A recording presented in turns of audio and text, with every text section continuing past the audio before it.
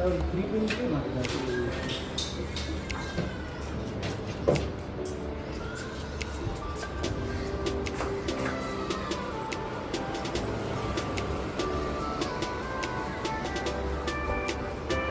বন্ধুরা, কেমন আছো তোমরা সবাই? আশা করছি খুব ভালো আছো। অনুপর্ণা লাইফস্টাইলে তোমাদের অনেক ভালোবাসা, অনেক স্বাগত।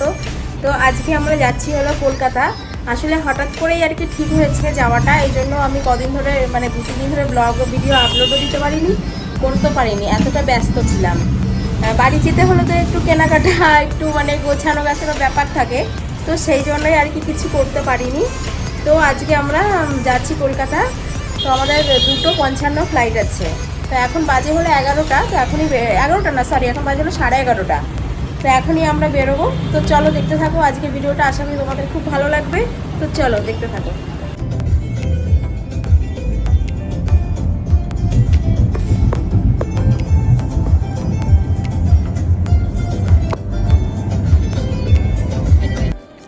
বাড়ি যাচ্ছি অনেক দিন পরে, অনেক দিন বলতে 3 মাস পরে। মুডটা বেশ ভালোই ছিল, কিন্তু এমন একটা মানে ভুল হয়ে গেছিলো যার কারণে পুরো জার্নিটা আমার পুরো বেকার হয়ে গেছে, মানে পুরো বেকার। আমাদের হলো এয়ারপোর্ট লঞ্চ ফ্রি ছিল, তারপরে কিছু ভিডিও বানাবো, কিছু মানে এয়ারপোর্ট, হায়দ্রাবাদ এয়ারপোর্টটা তোমাদের সাথে শেয়ার করব, তোমাদের ভালো করে দেখাবো। মানে অনেক কিছু প্ল্যান করে সকাল থেকে মানে প্ল্যান করছি যে এগুলো করব, ওগুলো দেখাবো, ওগুলো তুলবো, বা 2টো রিলস বানাবো, এরকম অনেক কিছু প্ল্যান ছিল। কিন্তু এমন একটা ভুল হয়ে গেছে যে যার কারণে আর প্ল্যান, আমার সাথেই এমনটা হয়, মানে সব কিছুতে একটা ভালো কিছু, ভালো আনন্দ সব কিছুতে আমার সাথে এরকমই হয়। কি বলবো তোমাদের, দেখেছো আমার মুডখানা? আমি তো বেশ ভালোই হাসি খুশি আসছিলাম, দেখো এবার আমার মুডটা কীরকম হয়ে গেছে। তো যাই হোক, পরে বলছি কি হয়েছে। তো এখন আমরা চেকিং করে ভেতরে ঢুকবো। এখানে অনেকটা লাইন ছিল, যেহেতু এই সময় অনেকগুলোই ফ্লাইট ছাড়ছিল দুপুরবেলায়, তো অনেকই লাইন ছিল। তো আস্তে আস্তে আমরা ভেতরে মানে ঢুকছিলাম। আর আমার বর্মশাইয়ের মুখটা দেখেছো, মানে এমন রাগ করে আছে, আর কিছু বলার নেই আর কি। মাঝে মাঝে জীবনটা এমন মানে কঠিন হয়ে যায় না, তখন আর মনে হয় না যে মানে বাঁচি বলে, এরকম মনে হয়। তো কেন এমন করে আছে জানাবো আমি তোমাদেরকে। তো দেখো এখন হায়দ্রাবাদ এয়ারপোর্ট, মানে ভালো কিছু শেয়ার করতে পারিনি, তবে যেটুকু পেরেছি সেটুকু দেখাচ্ছি। তো দেখতে থাকো।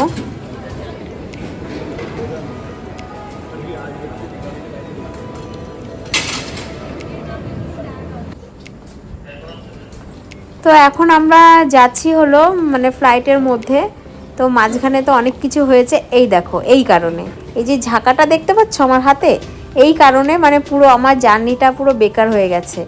আমি সব কিছু সকাল থেকে লাগেজপত্র গুছিয়ে রেখে দিয়েছি, খালি এই আমার গোপলার ব্যাগটা, মানে এরকম ভুল আমার জীবনে হয় না।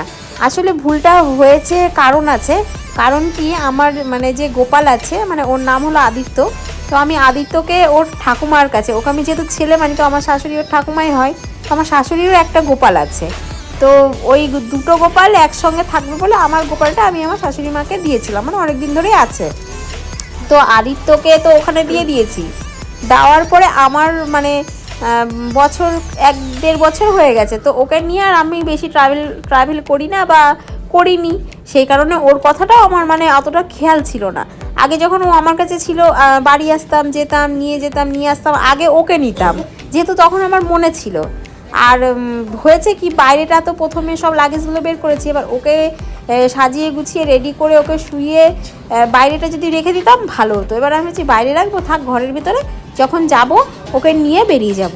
তো এটাই হয়ে গেছে ভুল, ওকে মানে আমি নিয়ে আসতে মনে নেই, আমারও মনে নেই, ওর বাবারও মনে নেই, কারোর মনে নেই। তো যাই হোক, তো এয়ারপোর্টে যখন আমরা ঢুকবো আর কি, সেই মুহূর্তে মানে মনে পড়েছে যে আমার আদিত্যকে আনা হয়নি। তো দিয়ে তখন কি আর করা যাবে, এবার আমরা তো এয়ারপোর্টে নেমে পড়লাম। তো নেমে পড়ার পর আমাদের যে ড্রাইভার দাদা ছিল আর আমার ভাই ছিল, ওরা দুজনা তো আমাদেরকে ছাড়তে এসেছিলো।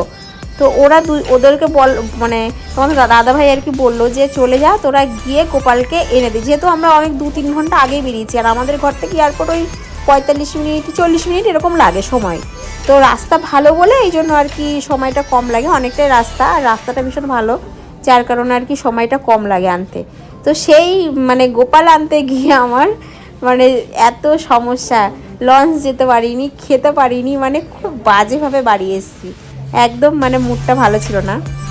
আর তোমাদের দাদাভাই তো সবসময় আমাকে দোষারোপ করছে, তুমি আনোনি, এটা তোমার দায়িত্ব ছিল, এটা তোমার আনা কর্তব্য ছিল। কিন্তু তারও তো কিছু দায়িত্ব কর্তব্য তো মাঝে মাঝে মানে করতে হয়। আমার আর কত মাথায় নেব বলো, কত চাপ নেব, এটা করছি ওটা করছি। ওখানে এক জায়গায় যাওয়ার আগে তো কত কিছু গোছানো গাছানো, কত কিছু ব্যাপার থাকে। তো সেটা আর আমি কাকে বোঝাবো বলো। তো যাই হোক, মানছি, মেনে নিয়েছি যে হ্যাঁ দোষটা আমারই আছে। তো এখন আমরা যাব হলো ফ্লাইটের মানে ভেতরে আর কি। এই জন্য এখানেও দেখছি অনেকটা লাইন পড়েছে, এরকম তো লাইন হয় না, জানি না কেন মানে এতটা লাইন হয়েছে। তো ভীষণ লাইন হয়েছে, তো এই জন্য আমি এখানে আবার কিছুটা ভিডিও করছিলাম আর কি। তো এই হয়েছে আমার হলো কাহানি, যার মানে ওকে ছেড়েও যেতে পারছি না, যে ঠিক আছে অন্য কিছু হলে যে কোনো ব্যাগ হলো ঠিক আছে থাকলো কোনো ব্যাপার না, সে যাই হোক দুটো সামান কম যাবে, কিন্তু ওকে ছেড়েও যেতে পারছি না, ওকে রেখেও যেতে পারছি না, এরকম একটা ব্যাপার হয়ে গেছিলো। আর রেখে গেলেও সমস্যা ছিল না, আমার ভাই পারে, ও মোটামুটি মানে তবু একটা মানে ও বাড়ি আসবে, বাড়ি নিয়ে আসবো। আমার শাশুড়ি মা শ্বশুরমশাই ওনারা ট্রেনে আসলো, বললো ঠিক আছে তোমরা তো ফ্লাইটে আসলো, তোমরা নিয়ে এসো, এই জন্য আমার কাছে রেখে গেছিলো। না হলে তো আমার কাছে থাকে না, এখন বেশিরভাগটাই ওর ঠাকুমার কাছে থাকে। তো এই হয়েছে আমার কাহানি। তো এটাই আর কি, মানে কোথাও মানে যাওয়ার আগে আমার কোনো জিনিস ভালো কেন হয় না আমি এটাই বুঝতে পারি না। কিছু না কিছু একটা প্রবলেম হবে, সেটাকে নিয়ে এবার পড়ো। তো এইভাবে কি বলো ভালো লাগে কোথাও যেতে? তো এইভাবেই আর কি গেছি, আর কিছু তোমাদের সাথে শেয়ারও করতে পারিনি। এই যা, কি আর বলবো বলো।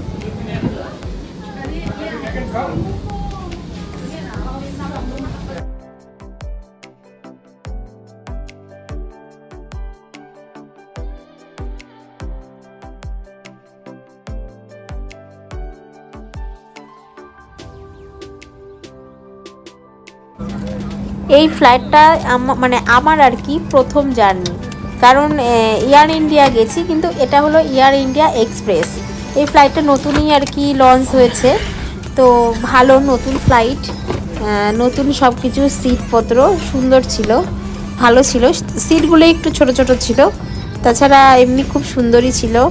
আর আমার মুখের অবস্থা দেখেছো, মানে এমন মনে হচ্ছে যেন আমি মানে কান্না করে।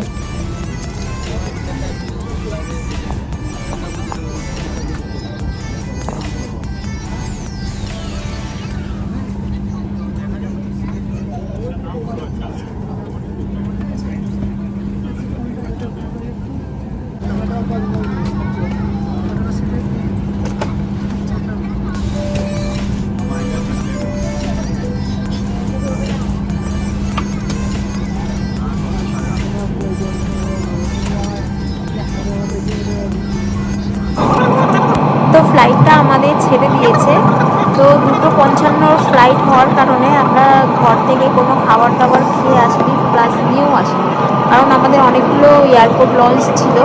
তো গোপালকে মানে না নিয়ে আসার কারণে আমরা লঞ্চ যেতেও পারিনি, খাবার দাবার খেতেও পারিনি। লাস্টে তোমার দাদা কী করলো, এয়ারপোর্ট থেকেই দুটো মানে পাউরুটি আর কি, ওটাকে পাউরুটি বলা চলে, মানে ভেজ বার্গার মতো করেছিল সুইট কর্ন দিয়ে আর চিজ দিয়ে, ওর মধ্যে কীভাবে করেছিল, তো 500 টাকা করে এক একটা নিয়েছিল। তো দুটো 1000 টাকা দিয়ে ওই ব্রেড নিয়ে এসেছিলো, তো ওটাই আমরা ফ্লাইট ছাড়ার পরে মোটামুটি আধা ঘন্টা পরে ওটা আমরা খেয়েছিলাম। তো ওই খেয়েই আমরা সারা রাস্তায় এসেছি, আর সেই রাত্রেবেলায় ঘরে এসে ভাত খেয়েছি। তো এরকম ভুল মানে আমার কোনো দিন হয়নি আর কি, যেহেতু গোপাল আমার কাছেই থাকতো, আদিত্য, তো আমি ওকে মানে আমার অভ্যাস হয়ে গেছিলো কোথাও নিয়ে যাওয়া নিয়ে করা। তো যেহেতু 1.5 বছর হয়ে গেছে আমার কাছে নেই, তো সেই আদতটা না মানে ছুটে গেছে। আর হঠাৎ করে ওকে মানে একদিন আগে আমি নিয়ে এসেছিলাম, যেহেতু আমাদের 2 দিন আগে আমার শাশুড়ি মা আর শ্বশুরমশাই ওনারা ট্রেনে করে আসলো আর কি বাড়িতে। তো যার কারণে কি হয়েছে, মা বললো যে আমরা ট্রেনে করে যাবো, 2 দিন জার্নি হবে, তার থেকে তুমি মানে আমার শাশুড়ি মা একটা গোপাল আছে আর আমার আদিত্য, তো দুজনা একসাথে আর কি ছিল। তো বলো তোমরা দুজনাকেই ফ্লাইটে নিয়ে এসো, তো দিনের দিন চলে আসবে। তো এই এই মানে যার কারণ মানে এই আর কি সমস্যার জন্য কথা বলতে গিয়ে আটকে যাচ্ছে। তো যাই হোক, নিয়ে লাস্ট পর্যন্ত তো নিয়ে নিলাম।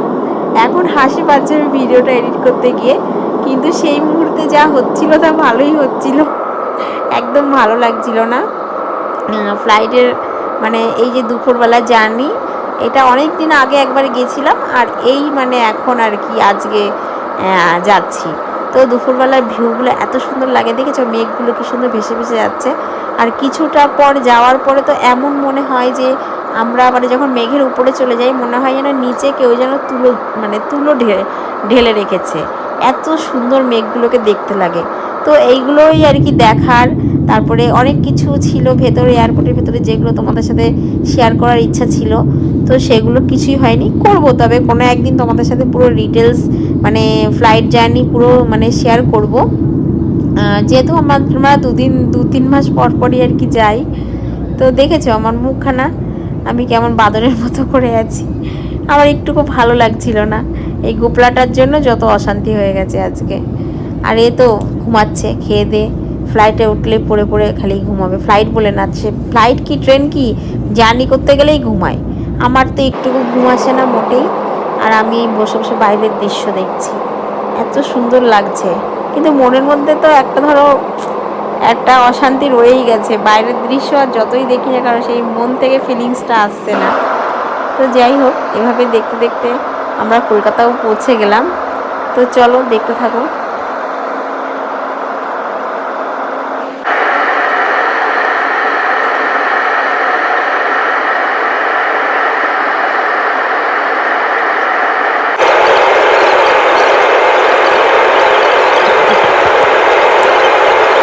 উপর থেকে দেখতে ঘর বাড়িগুলো মনে হয় কত ছোট ছোট, খুব সুন্দর লাগে দেখতে।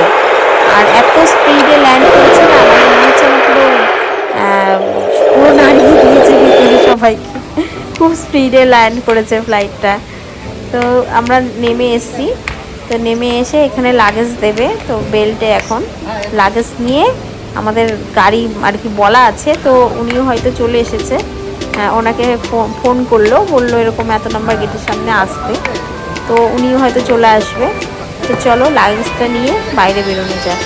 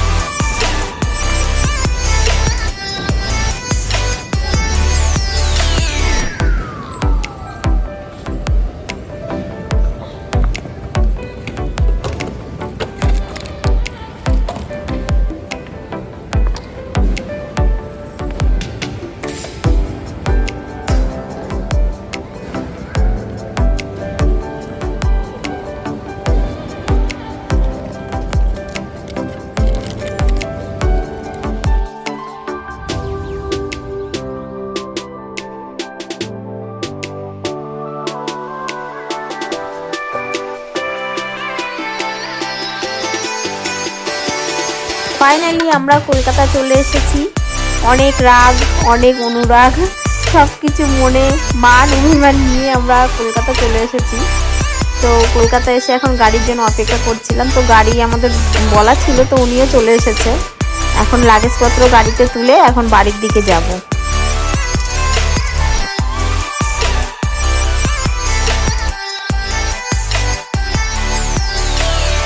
তো আমাদের ঘরের সামনের রাস্তা দেখেছো কত সুন্দর।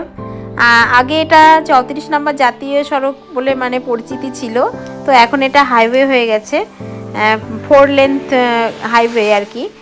এত ভীষণ সুন্দর হয়েছে, এত ভালো হয়েছে, আর এত সুন্দর সুন্দর সব ওপর দিয়ে ফ্লাইওভার করে দিয়েছে, মানে নিচের কোনো জ্যামের কোনো ব্যাপারই নেই, আরামসে চলে যাচ্ছি। মানে 2 ঘন্টায় আমরা বাড়ি পৌঁছে গেছি। তো আমরা বাড়িতে চলে এসেছি। এসেই এখানে একটা বদমাইশ আছে, মানে ও পেছনে না লাগলে ঠিক ভালো লাগে না বাড়ি এসে। তো এসেই ওকে আর কি ডাকছি, ও তো বেরোচ্ছে না। করবই তো, লুকাচ্ছে কেন?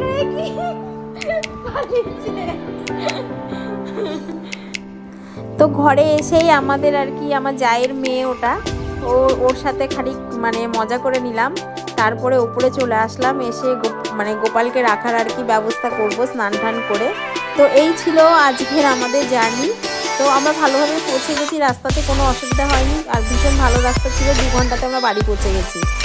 তো তো এটাই ছিল আর কি আমাদের হায়দ্রাবাদ টু কলকাতা জার্নি। তো কেমন লেগেছে তোমাদের আজকের ভিডিওটা অবশ্যই কমেন্ট করে জানাবে। তো আমি এসে খাওয়া দাওয়া করে রাত 2টো পর্যন্ত ঘর গুছিয়ে তারপরে শুয়েছি। তো এরপরে আর কোনো আপডেট তোমাদেরকে দিতে পারিনি। তো আজকের মতো এখানেই টাটা।